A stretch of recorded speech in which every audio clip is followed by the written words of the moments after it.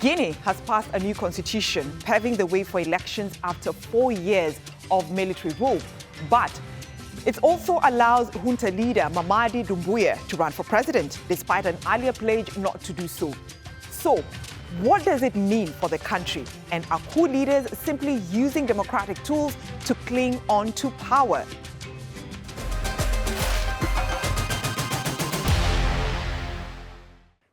To some Guineans, the constitutional referendum was historic. So, what does the new constitution provide? For starters, it extends the presidential term from 5 to 7 years, and that is renewable only once. It creates a new Senate and allows junta leaders to run for office in December's election. But its opponents argue that it's a blueprint for legitimizing military leadership. Here's what some Guineans had to say. We believe that this year, in line with the head of state's address to the nation, will be an election year. And today, we have proof that it will indeed be an election year. No doubt is allowed. Those who doubt have the right to doubt. When the time comes, we will sit down again to say whether we were able to do it or not. If we were not able to do it, it will also be explained to the people why it could not be done. The Constitution, I speak about many subjects, but we were not included. I'm from the opposition, we were not included. Do you see, we were not included. I'm from the UFDG, we were not included, so our party was suspended. Many things have happened because apparently only one side campaigned. It's the yes camp. Other main parties were not allowed to participate in this vote, notably the main parties from before. But Guinea is not the only country where military leaders remain in control. Let's take a look at how successful other junta-led countries have been in making the transition to civilian rule. After Burkina Faso's military leader Ibrahim Traoré seized power in a 2022 coup, he promised to restore a constitutional order by 1st July 2024. But a new charter signed in May last year extended Traoré's rule by another 5 years, allowing him to run for president when elections do finally take place. In March this year, Nigerian junta leader Abdurrahmane Chiani, who seized power in a 2023 military coup, was named president for the next 5 years. He was sworn in under a new charter that promoted him to the highest military rank for Army General. He also signed a law to dissolve all political parties in the country. A month later, Gabon's military leader, Brice Oligui Nguema, who led a 2023 coup, won a presidential election with more than 90% of the vote, handing him a 7-year mandate. While in July this year, Mali's military ruler, Assimi Goïta, signed a law extending his rule by a renewable 5-year term without any election. The law also scrapped a transitional rule that barred the military leader, government and legislative members from running in elections. Let's hear more from Peter Habart. He's a former lead counsel at the International Criminal Tribunal for Rwanda, that is ICTR, and a retired judge. He joins me from London. Thank you for joining us here on Africa Matters. Straight to it, do you think Guinea's new constitution will pave way for a return to civilian rule since military rulers can still run for office? I think it can. I mean, there's nothing in the technical draft to prevent a military ruler, a former military ruler, from standing for electoral office. That is not uncommon anywhere in the world. The important issue is whether there are safeguards in place constitutionally from the legislative, from the executive and from the judiciary to ensure that those powers do not become absolute. And therefore, provided those safeguards, democratic safeguards, are in place, there is nothing wrong with a former military ruler standing for elected office.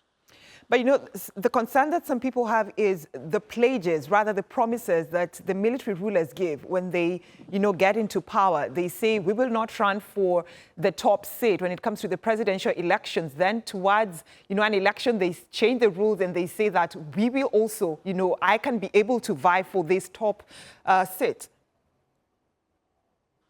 Yes, I mean, I understand the concerns in the West, but really the concerns in Africa for ordinary people are their leaders accountable? Are they exercising anti-corruption measures, and will they be answerable to the people? And generally speaking, sadly, in many democracies across the continent, people pay lip service to democracies. They are puppets of the West, and they, in a sense, have no regard for the lives of ordinary people. So democracy itself is not sacrosanct. It depends upon how it's played out for the people of the country and not for the elite. So if the military do stand for election and they're popular and they can be removed from office, they can be constrained by the constitution, then that is acceptable. So now the opposition parties in junta-led countries say they've been banned or silent. I mean silent, actually. So how can citizens of these countries keep the military leaders in check? Well, it's not easy. I mean, you can see from what took place in Nepal with the Gen Z and what took place in Kenya that often it is young people taking to the streets that force democratic leaders, in fact military leaders, as you have in Myanmar as well, to be held accountable, and subsequently if they don't act and in a sense do the proper transfer to democratic institutions and elections, then they can be removed. You know, the military are no stronger than the people who put them there and allow them to exert power. The sad thing is that it will often lead to a huge loss of life and civil war, which is completely unnecessary. So the military rulers have to be held to account, remain in the barracks where possible. If they come out of the barracks, they have to be democratically accountable and removed from office if necessary. So then how can the African Union then and regional bodies like ECOWAS ensure transition timetables are followed? Because it's a challenge, they're not being followed. I mean, the African Union is a bit of a toothless tiger. I mean, it can do the best it can, but essentially it often serves Western interests, and it really has to be more proactive, more independent, but also support democratic elections where they're to be held. And if they are rigged, then call them out. And all too often, sadly, international observers do not call out supposedly democratic leaders on the continent and elsewhere in the world for rigging elections. And so this is not unique to Africa, but clearly we have an issue because we are largely controlled by Western governments that see chaos and weak democratic systems as a means of exploiting natural resources. And that has been the playbook. So without that interference, there would have been, in a sense, a far better level of democracy and accountability on the continent than there currently is. So when you're talking about that accountability, Herbert, then the question would be, I mean, some of these countries that are junta-led have already been suspended from the AU. Then how will that happen? Well, I'm not really bothered about whether people are members of the AU or not. I'm bothered about whether they are governed for the people, by the people, and to serve the people that, in a sense, have suffered much. So there are many institutions and governments which are part of the AU which do nothing for their people and which have committed the most heinous human rights abuses. So just being a member of the African Union is not, in a sense, a badge of honor as such.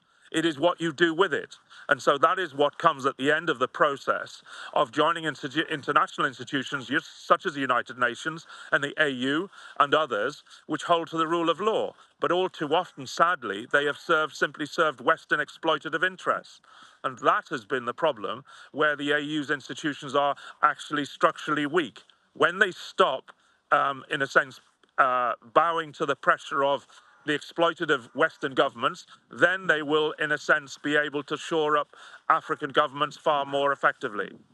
Okay, so here now we have Burkina Faso, Niger, and Mali that have jointly withdrawn from the International Criminal Court, that is the ICC. So what does that mean for civilians in those countries?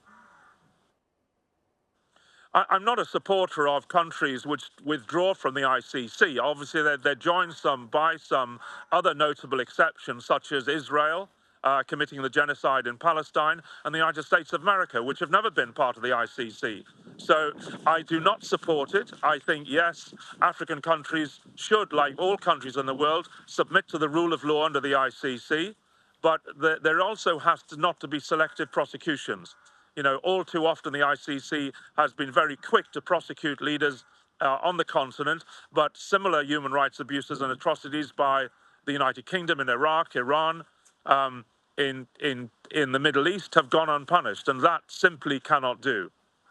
All right, thank you so much, Peter Hubbard, a former lead counsel at the International Criminal Tribunal for Rwanda and a retired judge. Thank you for your time and for talking to Africa Matters. Thank you for having me.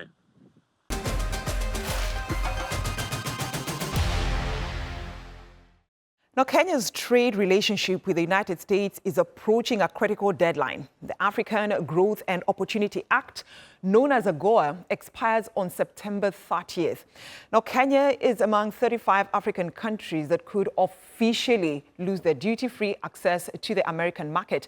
And Masharia has more. For nearly a quarter of a century, tea, flowers, and more recently, avocado from Kenya have been sold in the U.S. Duty-free access through the AGOA trade deal has sustained thousands of livelihoods, but that may soon change. Between 40,000 to 50,000 that can lose their jobs.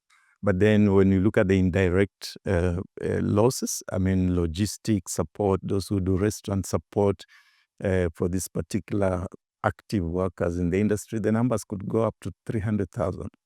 So that's why Kenyans are concerned about this measure of the U.S. going silent on this AGOA agreement. In 2023, Kenya exported $548 million worth of goods under AGOA, according to the U.S. International Trade Commission. Even though Europe remains the biggest market for agribusiness giant Sesini PLC, the U.S. has become a critical market, particularly for premium coffee and macadamia exports.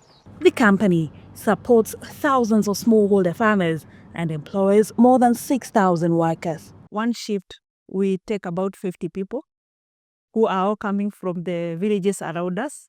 So the job that we do here is very, very important for them because it takes care of them. And of course, we have the people who are doing the work here and the people who are doing the work in the farms. And all of them are supported by that avocado. Data from the African Exponent shows that Kenya is Africa's largest avocado producer, contributing more than 542,000 tons in the 2023-2024 harvest season. President William Ruto says that in addition to a bilateral deal, he's pushing Washington to extend the duty-free agreement deal with 35 African countries for at least 5 years.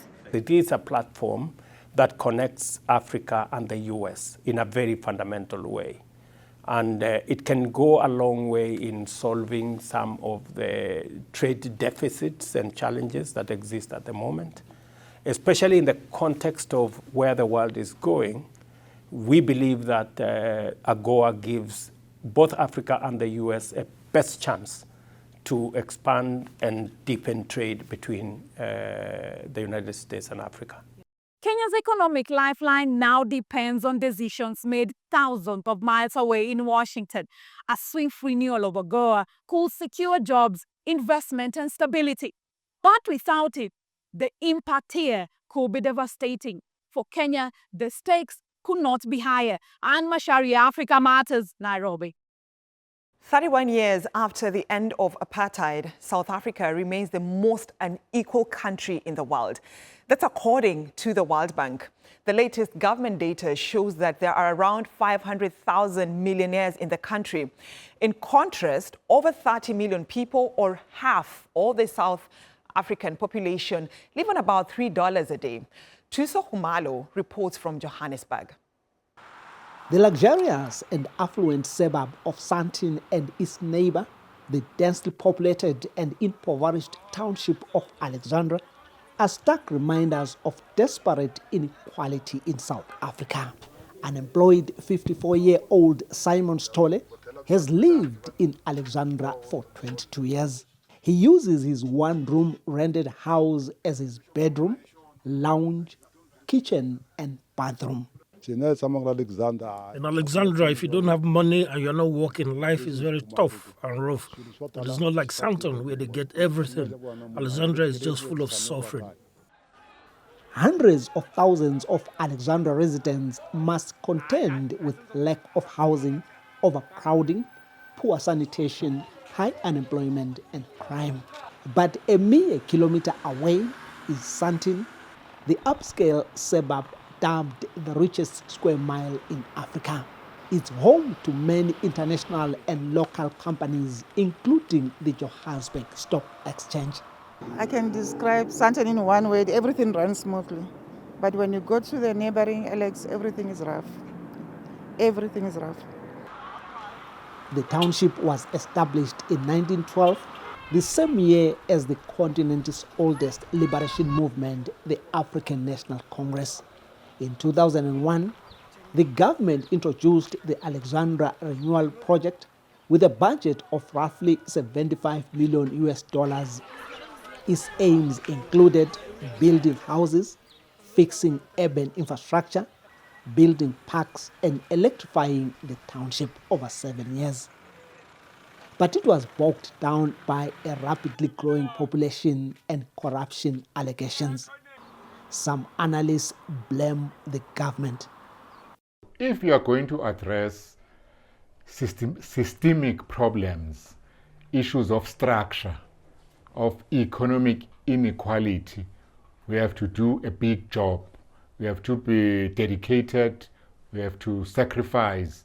So they are not prepared to do the hard job. But researchers say inequality persists since 1 in 3 South Africans don't have a job, and those who are employed earn low wages, widening the income gap. As political campaigns for next year's local government elections gain traction, it may be just another event for Sandton residents, but for those in Alexandra, it could bring hope for change. Tuso Kumalo, Africa Matters, Johannesburg, South Africa. Also bringing hope is a new conservation model in Rwanda. It aims to increase the dwindling number of chimpanzees in the country by encouraging Rwandans to participate in their conservation. Diana Iriza has more from Nyugwe. Jacques grew up in a village near this forest. Life was hard and school fees was often out of reach. At 23, he is now a guide in training, hoping to teach visitors all about the chimpanzees that grew up around him. These primates are more than just wildlife. They are his chance to build a better life.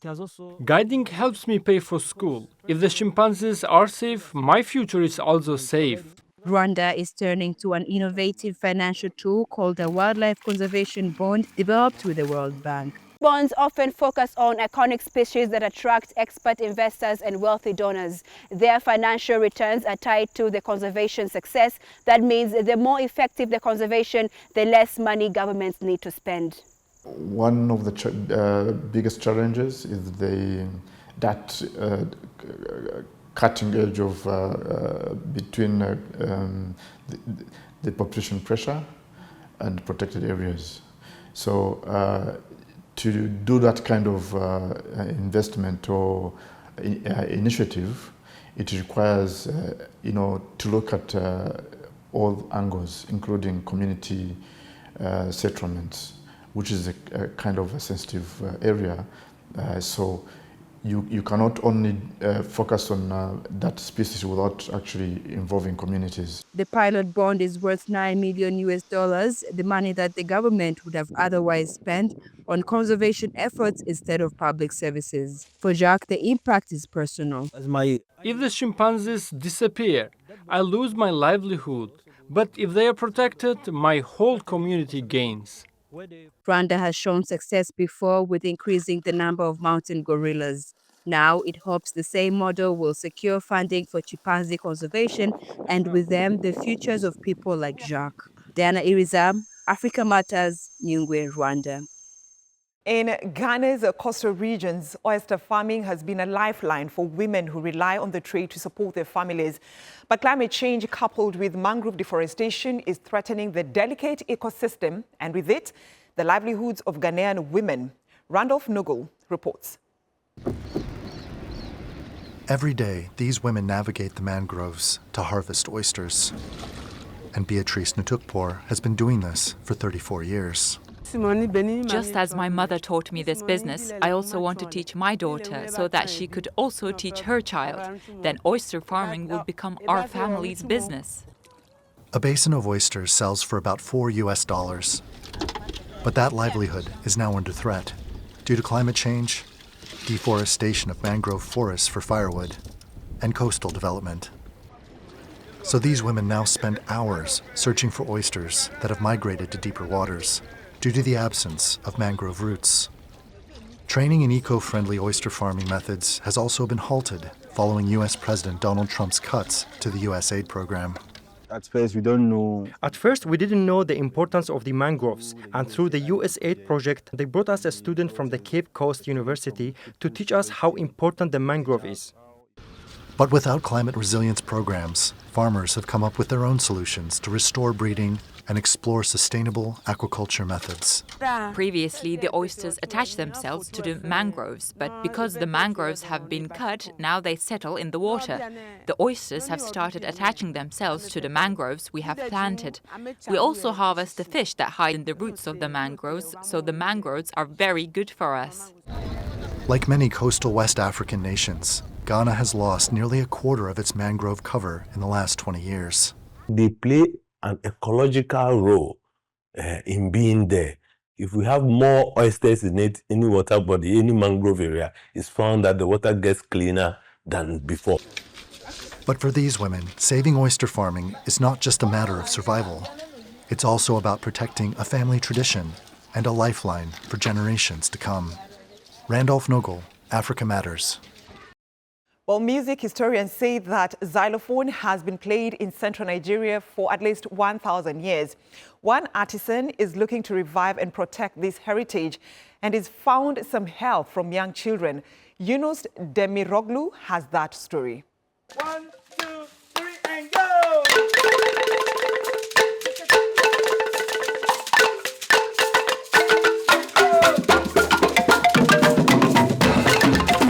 These homemade instruments prove you don't need much to get the heart thumping and feet stomping. This young musical troupe has been put together by Invince, a local xylophone maker. What we are doing is our own, is our thing. It has come to stay. So, as we are growing, we need to pass it to the next generation. It's something that helps children.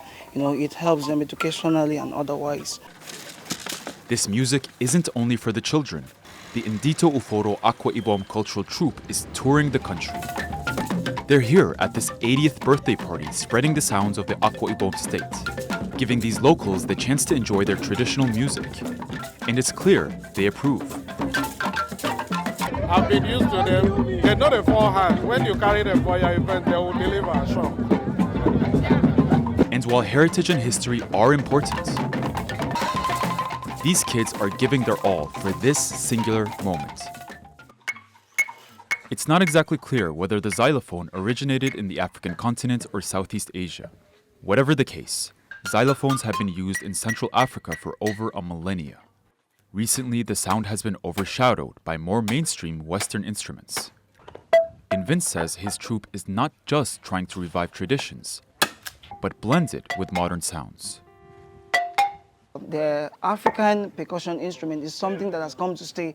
The Western instruments have taken over. So people don't really know something like this exists. I know some of the African countries, we have the marimba, we have the other embryophone, but this one is our culture, it's our stuff. So by the special grace of God, I think it should be everywhere because we can play this thing alongside with Western instruments. We can play with where we have the guitar and also the band set, full Western instrument. We can play it alongside with it. And as long as they have their rhythm, their spirits will remain upbeat. Yunus Demiroglu, Africa Matters. That's our show this week. Share your thoughts and suggestions about the stories you've seen on this episode and leave your comments on our Africa Matters YouTube page or on X. Thanks for watching, and it's goodbye from me, Brenda Zeda Radido.